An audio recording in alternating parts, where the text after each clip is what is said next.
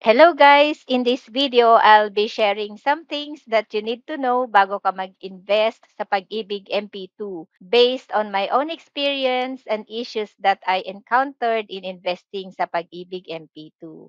Maski na ikaw ay meron ng MP2 account, panoorin mo pa rin ito. So meron akong mga tips na isi-share na pwedeng makatulong at isi-share ko rin kung paano ma-withdraw ang annual dividend without going to the branch. Bakit magandang mag-invest sa MP2 at bakit madaming gusto mag-invest dito? Because of the following reasons. So unang-una, it's easy to save kasi pwede kang mag-save for as low as 500 pesos. And higher din ang dividends versus time deposit or regular savings account. And dividends are tax-free. MP2 savings are government guaranteed kaya safe ang mag-invest. But since it's a low-risk investment, so lower returns then if you compare it with other investment options like stocks, crypto, or forex. Kasi may mga nagsasabi na ang baba naman daw ng kita sa MP2 at hindi ka naman pala yayaman sa MP2. Pag get rich quick ang gusto mo, then MP2 is not for you because MP2 is for conservative investors at hindi ka yayaman agad dito kasi it's a long-term investment. Here are the dividend rates over the past 6 years. So, ang average is nasa 7% per annum. Ang highest was 8.11% per annum. So that was last 2017. What are the cons of investing in MP2? Limited ang liquidity kasi MP2 has a lock-in period of 5 years. It also has potential for lower returns. So there's a possibility that the dividends may be lower than expected because the actual dividends depend on the performance of the investments made by the Pag-ibig Fund. Pag-ibig MP2 is open to active and former Pag-ibig Fund members. Walang age limit ang MP2, so maski ikaw ay isang senior na, pwede ka pa rin mag-open ng MP2 account as long as you have at least 24 monthly savings contribution sa regular Pag-ibig savings account mo. So paano kung matagal ko na hindi nahulugan ang regular Pag-ibig account ko? To be classified as active Pag-ibig Fund member, so you need to have at least one monthly savings contribution within the last 6 months bago ka makapag-open ng MP2 account. Do I still need to pay my regular Pag-ibig account if I have MP2 account? Ideally, yes. Kasi ang regular Pag-ibig is for retirement. So it's mandatory for those employed kasi through salary deduction ang contribution. And then minamatch din ng company ang 100 pesos na contribution. But if you are an individual payer just like me, you have the option not to pay. But I recommend that you still continue paying maski na meron ka ng MP2 para may additional fund ka na makukuha upon retirement. And mataas din naman ang dividend rate. Yun nga lang, mas mataas pa rin ang MP2. How to open MP2 account? You can open an account sa branch or online. I suggest mag-open ka na lang online kasi it's more convenient. And if you don't have MP2 account yet, I suggest you watch my tutorial video on how to open an MP2 account. Your new MP2 account will be validated pag nakapaghulog ka na ng contribution at doon mag-start ang count ng 5 years.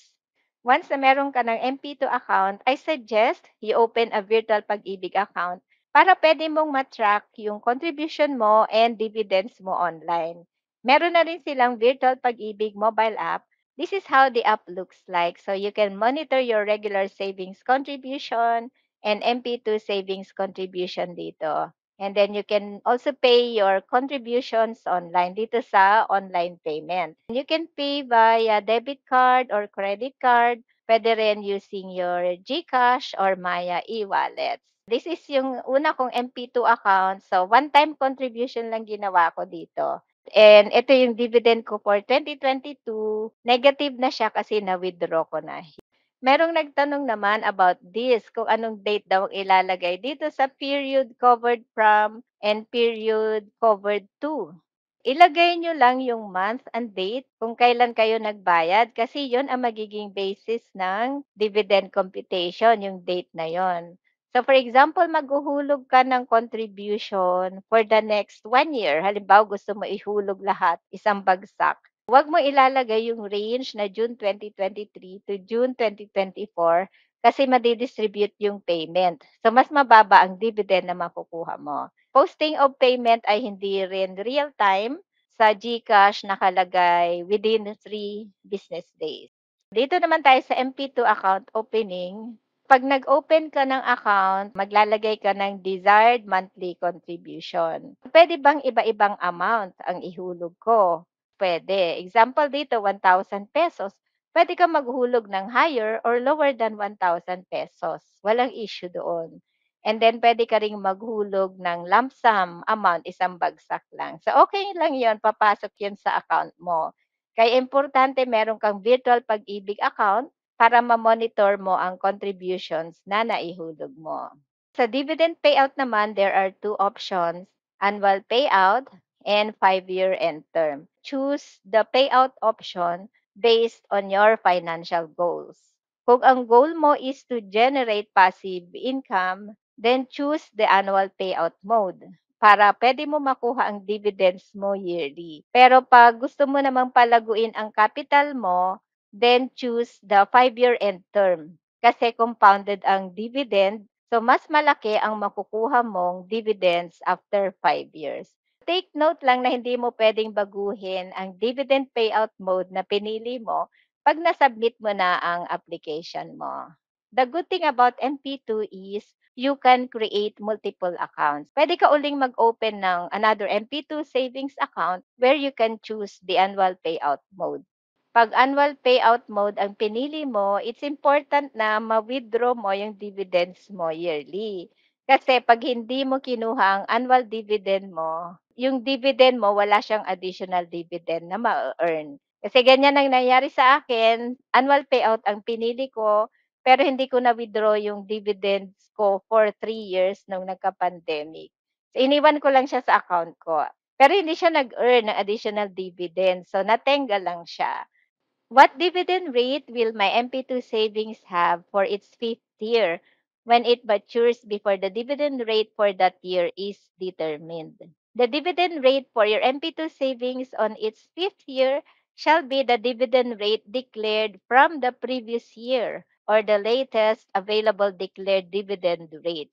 For example, yung MP2 savings, magmamature siya ng February 2024. Usually nagde-declare sila ng dividend mga bandang March or April. Puwede ko nang ma-withdraw, pero ang gagamitin nilang dividend for the final year yung previous na dividend nung 2022, which is 7.03% per annum. How to claim my MP2 savings? There are two options. Unang-una, puwede na i-claim ang MP2 savings online after its 5-year maturity via Virtual Pag-ibig. So, doon sa website kasi hindi siya available sa Virtual Pag-ibig na mobile app. Punta ka lang dito sa pag-ibigfundservices.com, Virtual Pag-ibig, and then hanapin mo dito yung Claim Pag-ibig Savings. Choose mo yung MP2 Savings Maturity. So, mas madali mag-claim online 'pag meron kang Loyalty Plus card. Kasi ang Loyalty Plus card is Pag-ibig Members ID and cash card na rin. So, ATM card na rin siya with EMV chip for secure banking transactions. Members can use yung Loyalty Plus card to receive yung proceeds of MP2 dividends, MP2 savings withdrawal, loans, etc. At ang partner banks ay Union Bank and Asia United Bank. So, paano kung wala akong Loyalty Plus card? Puwede pa rin naman maski wala kang Loyalty Cash Card. Need lang mag-submit ng 2 valid IDs. Yun nga lang, they will issue a check which you will need to pick up sa branch na malapit sa'yo. So, specify daw nila kung saang branch puwedeng i-pick up yung check. 'Pag out of the country ka, kailangan mo ng special power of attorney para ma-pick up ng iyong representative ang tseke mo. I suggest kumuha ka na lang ng Loyalty Plus card para mas mabilis kang makapag-withdraw and puwede kang mag-withdraw online. Puwede ka ring mag-claim ng MP2 savings mo over the counter. Kung sa Metro Manila ka nakatira, doon ka magpunta sa Petron Mega Plaza sa Makati. Kasi dito ang konti lang ng tao at ang bilis lang maghintay. How to claim annual dividend. Puwedeng mag-claim lang ng annual dividends yung pumili ng annual payout mode. Ang standard procedure nila is for annual dividend withdrawal, kailangan pumunta sa any Pag-ibig Fund branch. And then kung wala kang Loyalty Plus card, kailangan mong mag-prepare ng copy ng 2 valid IDs with 3 signatures. Meron ako isi-share kung paano ko na-withdraw ang annual dividends ko without going to the branch. Disclaimer lang, hindi ako sure kung puwede ito sa lahat, pero i-share ko na lang din, baka it might work for you too. So in my case kasi nung nag-open ako ng MP2 account 2019, so hindi ko na-withdraw yung dividends ko for 3 years. So akala ko kasi ide-deposit din nila sa bank account ko, pero hindi pala nila ide-deposit at hindi ko rin na-withdraw nung nagka-pandemic. Kaya pinadalhan nila ako ng form and then nandun yung email address kung saan ko isi-send yung withdrawal form. Yung requirements ay 2 valid IDs with 3 signatures and a copy of yung ATM mo, yung front lang ng ATM card mo. After a week na-deposit na yung dividend sa account ko. Ito yung email address, try nyo na lang it because it might work for you sa lalong-lalo na kung OFW ka at nasa ibang bansa ka. I-submit nyo lang together with the requirements and wag nyo na lang sasabihin kung kanino nyo nakuha yung email address. That's all for today. So sana marami kang natutunan sa videong ito. Thank you for watching.